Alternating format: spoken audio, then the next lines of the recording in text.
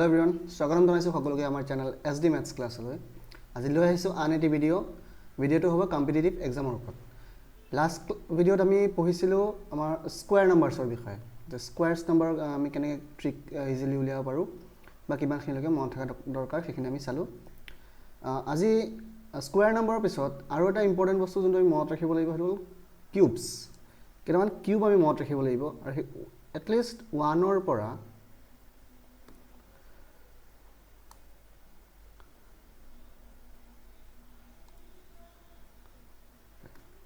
At least 1ৰ পৰা 15লৈকে আমি যদি নাম্বাৰ কেইটাৰ কিউব মনত ৰাখোঁ 1 to 15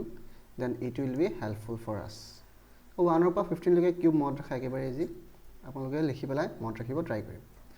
নেক্সট আমাৰ যোনটো ইম্পৰ্টেণ্ট টপিক সেইটো হ'ব square roots and cube routes.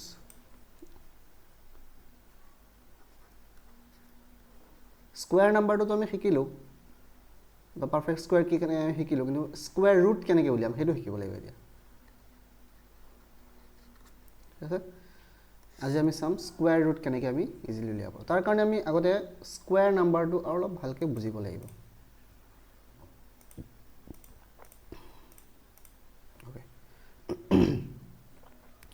তো প্ৰথমে মই কেইটামান স্কোয়াৰ নাম্বাৰ লিখি লৈছোঁ। প্ৰথম 0ৰ পৰা ষ্টাৰ্ট কৰিছোঁ। 0ৰ স্কোয়াৰ কি হয়? 0। 1ৰ স্কোয়াৰ কৰিলে আমি পাওঁ 1, 2 স্কোয়াৰ 4, 3 স্কোয়াৰ 9, এনেকৈ আপ টু 9লৈকে আমি লিখি লৈছোঁ।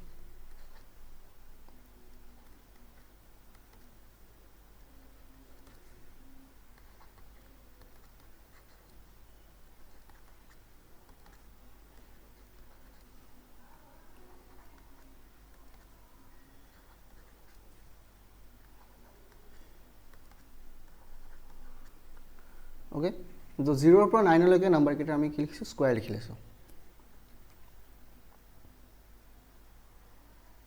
অ'কে, এতিয়া চাব এটা বস্তু ভালকৈ মনত ৰাখিব। এই নাম্বাৰকেইটাৰ আমি স্কোয়াৰ উলিয়াইছোঁ, তাৰমানে এই নাম্বাৰবিলাক হ'ল perfect square number. Perfect square number বা অকল স্কোয়াৰ নাম্বাৰ বুলিও ক'ব পাৰোঁ। আৰু এইফালৰ যে নাম্বাৰকেইটা আছে এইকেইটা কি? ইহঁতৰ এই লেফ্ট ছাইডৰ নাম্বাৰকেইটা ৰাইট ছাইডৰ নাম্বাৰকেইটাৰ স্কোয়াৰ ৰুট। ওপৰৰ স্কোয়াৰটো বাদ দিয়ক, যোনকেইটা অকল নাম্বাৰ আছে। তাৰমানে 0ৰ স্কোয়াৰ ৰুট 0, 1ৰ স্কোয়াৰ ৰুট 1, 4ৰ স্কোয়াৰ ৰুট 2, 9ৰ স্কোয়াৰ ৰুট হ'ব 3, 16ৰ স্কোয়াৰ ৰুট হ'ব 4, 25ৰ স্কোয়াৰ ৰুট হ'ব 5, 36ৰ স্কোয়াৰ ৰুট 6, 49ৰ 7, 64ৰ 8 এণ্ড 81ৰ স্কোয়াৰ ৰুট হ'ব 9। ঠিক আছে, এটা বস্তু ভালকৈ চাব। এই স্কোয়াৰ ৰুট কেইটাত আমি কোনকেইটা নাম্বাৰ পাইছোঁ চাওকচোন ভালকৈ। আমি 0 পাইছোঁ, আমি কি পাইছোঁ? দেন 1 পাইছোঁ, দেন 2 পাইছোঁ,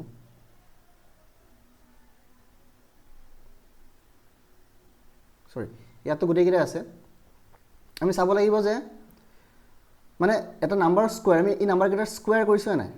এইকেইটা নাম্বাৰ স্কোয়াৰ কৰিছোঁ।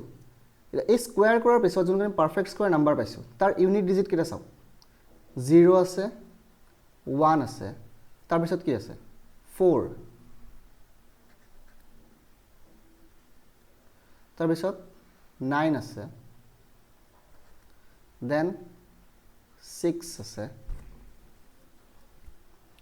তাৰপিছত 5 আছে, তাৰপিছত 6 আমি অলৰেডি লিখিছোঁ, 9 অলৰেডি লিখিছোঁ, 4 অলৰেডি লিখিছোঁ আৰু 1 অলৰেডি আমি লিখিছোঁ। আচ্ছা, এইটো যদি মই এছেণ্ডিং অৰ্ডাৰত সজাই লওঁ কেনেকুৱা হ'ব? 0, 1, 4, 5, 6, 9, 0, 1, 4, 5, 6, 9।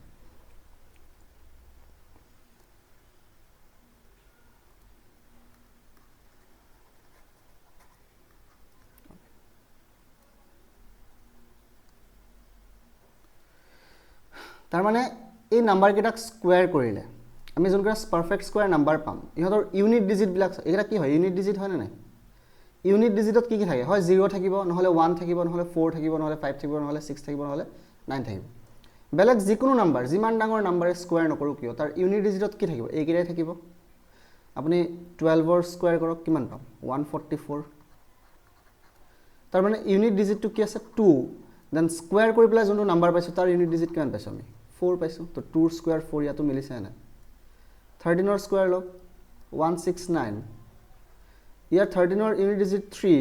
দেন স্কোয়াৰ নাম্বাৰটোৰ ইউনিট ডিজিট 9 তো ইয়াতো 3 ৰ স্কোয়াৰ 9 তাৰমানে যিকোনো নাম্বাৰ আমি স্কোয়াৰ নকৰো কিয় তাৰ ইউনিট ডিজিটত এইকেইটাই থাকিব আৰু এইকেইটা থাকিলে আমি স্কোয়াৰ কৰিলে কি পাম যদি স্কোয়াৰ নাম্বাৰ পাম তাৰো ইউনিট ডিজিট এইকেইটাই হ'ব তাৰ মানে আমি কি ক'ব পাৰো যিকোনো এটা পাৰফেক্ট স্কোয়াৰ নাম্বাৰ তাৰ ইউনিট ডিজিটত এইকেইটা ডিজিটৰ বাহিৰে বেলেগ নাম্বাৰ থাকিব নোৱাৰে বেলেগ যেনে কি বাকি থাকিলে 2 বাকি থাকিলে 3 বাকি থাকিলে 7 আৰু 8 এই নাম্বাৰ কেইটা এটা পাৰফেক্ট স্কোয়াৰ নাম্বাৰৰ ইউনিট ডিজিটত থাকিব নোৱাৰে তাৰমানে এনেকৈ ক'ব পাৰো a perfect square number in a perfect square number the unit digit is always any one of এইকেইটা 0 1 4 5 6 or 9 আৰু এটা বস্তু কি ক'ব পাৰো যে যিকোনো এটা নাম্বাৰ তাৰ ইউনিট ডিজিটত যদি 2 3 বা 7 বা 8 দেখা পাও তাৰ মানে সেই নাম্বাৰটো পাৰফেক্ট স্কয়াৰ নাম্বাৰ বুলি পাৰফেক্ট স্কয়াৰ নাম্বাৰ নহয় বুলি আমি কনফাৰ্ম 2 3 7 আৰু 8 যদি ইউনিট ডিজিটত থাকে তেনেহলে কি নহব পাৰফেক্ট স্কয়াৰ নাম্বাৰ নহব আৰু যদি এইকেইটা ডিজিট থাকে ইউনিট ডিজিটত তেনেহলে এই নাম্বাৰ কেইটা পাৰফেক্ট স্কয়াৰ হ'ব পাৰে তাৰ কাৰণে আমি এডিশনাল চেক কৰিব লাগিব বাস এটো এটা যে এটা প্ৰবাবিলিটি আৰু এটা চান্স এটা পালো যে এটো ইউনিট ডিজিটত এটো আছে তাৰমানে এটো পাৰফেক্ট স্কয়াৰ হ'ব পাৰে কিন্তু এইকেইটা থাকা মানে পারফেক্ট স্কয়ার নহয় বুলি আমি কনফার্ম 2 3 7 8 থাকা মানে পারফেক্ট স্কয়ার নহয় ঠিক আছে তো এতিয়া স্কয়ার রুট আমি কেনেকৈ উলিয়াম এই বস্তুটোৰ স্কয়াৰ ৰুটৰ লগত কেনেকুৱা লিংক আছে সব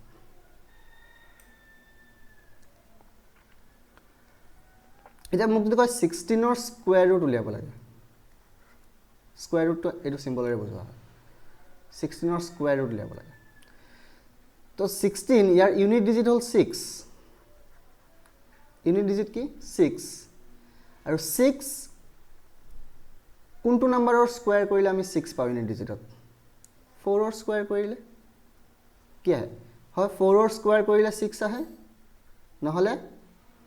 6 ৰ স্কয়াৰ কৰিলেও 6 আহে তাৰমানে 16 ৰ স্কয়াৰ ৰুটটো 4 আমি জানো কিন্তু ইউনিট ডিজিটৰ পৰা আমি বস্তুটো কেনেকৈ ম্যাচ কৰিম বা বস্তুটো আমি কেনেকৈ উলিয়াম হেটো চাও যে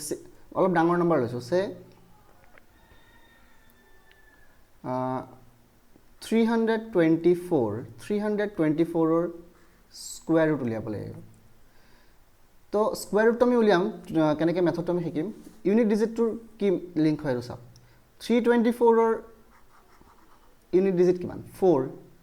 দেন 4 কোনটো নাম্বাৰৰ স্কয়াৰ কৰিলে আমি ইউনিট ডিজিটত 4 পাও হয় 2 ৰ স্কয়াৰ কৰিলে 4 পাও আৰু নহলে 8 ৰ স্কয়াৰ কৰিলে আমি ইউনিট ডিজিট কি পাও 4 পাও তাৰ মানে আমি এটা বস্তু গম পালো যে 324 ৰ যোনটো স্কয়াৰ ৰুট হ'ব তাৰ ইউনিট ডিজিটত হয় 2 থাকিব নহলে 4 থাকিব এই বস্তুটো আমি কনফার্ম হলো ইউনিট ডিজিট চাই পেলাই যে 324 ৰ ইউনিট ডিজিট 4 সো তাৰ স্কয়াৰ ৰুটত কি থাকিব হয় 2 থাকিব নহলে 4 থাকিব বাকি নেক্সট পাৰ্টটো আমি বুজিম আৰু এটা সেম এটা লৈছো সে 729 729 ৰ যদি আমি স্কয়াৰ ৰুট উলাব লাগে তেন প্ৰথম ইউনিট ডিজিটটো চাই লও যে ইয়াৰ ইউনিট ডিজিট আছে 9 তো 9 কোনটো নাম্বাৰৰ স্কয়াৰ কৰিলে আমি 9 পাও ইয়াত চাও হয় 3 স্কয়াৰ কৰিলে আমি 9 পাও নহলে 7 ৰ স্কয়াৰ কৰিলে আমি কি পাও 9 পাও তাৰ মানে 729 ৰ যোনটো স্কয়াৰ ৰুট হ'ব তাৰ ইউনিট ডিজিটত হয় 3 থাকিব নহলে কি থাকিব 7 থাকিব ইমানখিনি আমি বুজি পাইছো তাৰমানে এই বস্তুটোকে আমি অলপ সিস্টেমেটিক্যালি লিখি লব পাৰো যে যিকোনো এটা পাৰফেক্ট স্কয়াৰ নাম্বাৰ তাৰ ইউনিট ডিজিটত যদি এইকেইটা থাকে 0 1 4 5 6 9 এইকেইটাৰ যিকোনো এটাই থাকিব পাৰফেক্ট স্কয়াৰ হলে তেনেহলে তাৰ স্কয়াৰ ৰুটত কি নাম্বাৰ থাকাৰ পসিবিলিটি আছে 0 থাকিলে 0 ৰ স্কয়াৰ ৰুটত 0 থাকাৰ পসিবিলিটি আছে 1 থাকিলে কি পসিবিলিটি আছে 1 থাকিলে ইয়াৰ স্কয়াৰ ৰুট 1 ও হ'ব পাৰে নহলে 9 ও হ'ব পাৰে 4 হলে ইয়াৰ স্কুৱেৰ ৰুটত 2 হ'ব পাৰে নহলে এইটো হ'ব পাৰে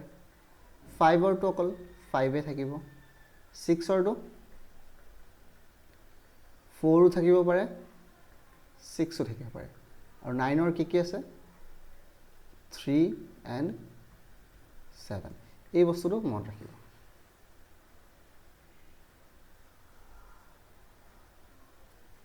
তাৰমানে এটা পাৰফেক্ট স্কয়াৰ নাম্বাৰ যিমান ডাঙৰ নহওক কিয় যিয়ে নহওক কিয় পাৰফেক্ট স্কয়াৰ নাম্বাৰৰ ইউনিট ডিজিট এটো হল স্কয়াৰ নাম্বাৰৰ ইউনিট ডিজিট আৰু এটো হল স্কয়াৰ ৰুটৰ ইউনিট ডিজিট স্কয়াৰ ৰুটৰ ইউনিট ডিজিট ঠিক আছে স্কয়াৰ নাম্বাৰৰ ইউনিট ডিজিটত 0 আছে মানে তাৰ স্কয়াৰ ৰুটত তো কি থাকিব ইউনিট ডিজিটত 0 থাকিব